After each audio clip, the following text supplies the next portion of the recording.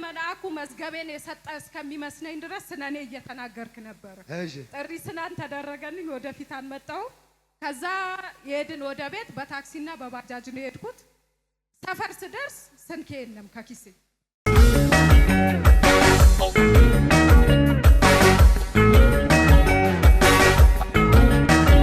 ስሜ ማርሸት ይባላል። የመጣው ካለም ገና ነው። እሺ ምንድነው የሆነልሽ? እኔ እዚህ ቦታ ላይ ቸርች መኖሩን ራሱ አናውቅም። በቲክቶክ አይቼ ነው የመጣሁት። በቲክቶክ የሆነ ሰው አስነስተ ትንቢት ስትነግረው ድንገት በሰው ስልክ አይቼ እንደ ነብይ የት ነው ያለው ስናነ ሲስተር ይሄ እኮ ነብይ ተኬ ነው ኖክ ነው ያለው አለች። እሺ ከዛ በቃ ጓጓው ነው መምጣት እስከሚደርስ ማለት ነው። ከዛ የዛሬ ሳምንት በስንት ትግል ነው የመጣሁት። ዛሬ ሳምንት? አዎ ዛሬ ሁለተኛ ቀንሽ ነው? ሁለተኛ ቀኔ ነው። እሺ ከዛ እዚህ እየተሰበከ የነበረው ኢሳይያስ 55 እና ሁለተኛ ንግሥት ምዕራፍ 6 ላይ ነበረ እና የኔ መልእክት ነበረ ሁሉም ማለት ነው። እንደውም እኔ መልአኩ መዝገቤን የሰጠ እስከሚመስለኝ ድረስ ስለኔ እየተናገርክ ነበር። ጥሪ ስላን ተደረገልኝ ወደፊት አንመጣው። ከዛ የሄድን ወደ ቤት በታክሲና በባጃጅ ነው የሄድኩት። ሰፈር ስደርስ ስልኬ የለም ከኪሴ። ከዛ ስልኬ ብፈልግ እሷን እንደውም ተሸክሜያት ነበር። ስልኬን አየሽ ስላት የለም አለች። ሰፈር ደርሻን ነው የት እንደጣንኩትም አላውቅም።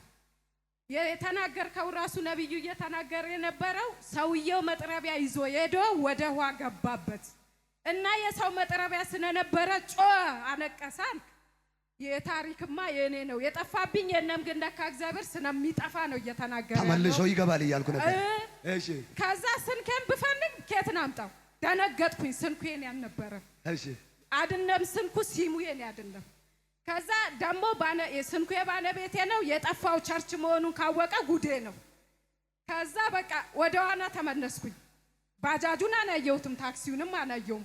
ሰው ፖስተር እንኳን ያለ እኔ ምንም አላየሁም።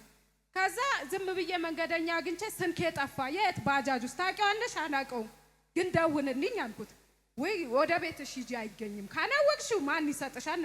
በቃ እኔ ቃን ሰምቻለሁ ዝም ብለህ ደውል አልኩት። ከዛ ሲደውል አንዴ ሲጠራ አነሳና እማ ስልክሽን ጥለሻል አለኝ። ዘርጋስ እዚህ ዘርጋ።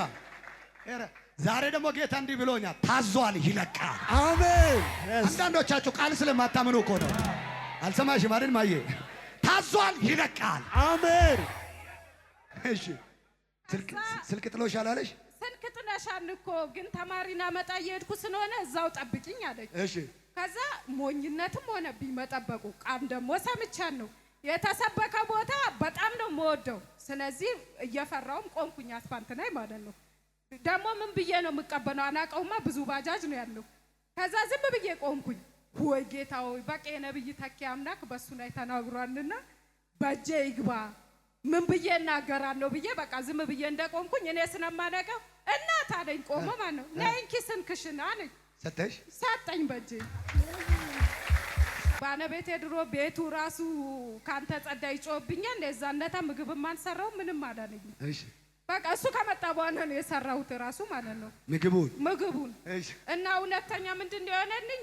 የያዛችሁትን ዶክሜንት ምናምን እጅ አንሱ እና ይጻያል በነቃን ስታወጣ እኔ የነበረኝ ሸርብ ነውና ሸርቤን አነሳውኝ እና ቃል ወጣበት። ይሄ የገባበት ቤት በሙሉ እሳት ይግባብና ማለት ነው።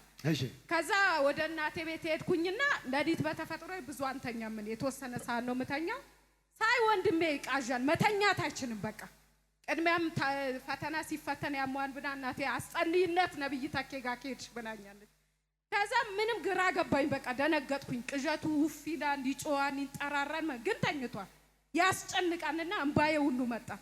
ትዝ ሲለኝ ለካ ሸርብ ይዣለሁ 6 ሰዓት ላይ ማለት ነው።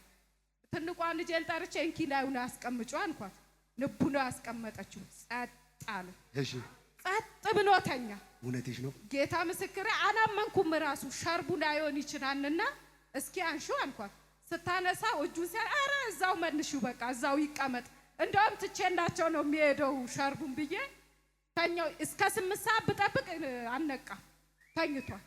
ጸጥ ብሎ ማለት ነው። ትንፋሹ ብቻ ነው የሚሰማው እና ይሄንን ጌታ አመስግኑ። እስቲ ልበል እስቲ ባካ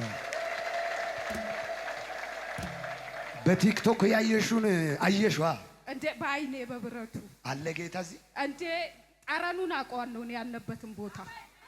ጀግና ናት አንተ። አጨብጭብ ዝም ብለህ በትበት አታርግ። ሊባርክሽ ዛሬ እንደውም የዛሬ ሳምንት እጅ ብጭንብኝማ ጉድ ፈንቶ ነበረ። ጉድ ነው የሚፈነ የነበረው። ምክንያቱም እውነት ሰዎች ክርስቲያኖች ናቸው ራሱ እሷ ናት እሷ አይደለችም ለውጥ አለብናል። የዛሬ ሳምንት እሷ ናት እሷ አይደል አረቺ ረጅም ናት ይባባናሉ። ምን ሆናችሁ ነው ስናቸው ወይ እራሷ ናት አነች አንዷ ማለት ነው። ከዛ ምንድነው ስናቸው ተቀየሽ፣ ረዘምሽ፣ ወፈርሽ አሉ።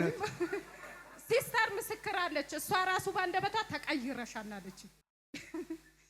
ጉድ ነው። ነይ እስቲ አንቺንም አለቅሽም።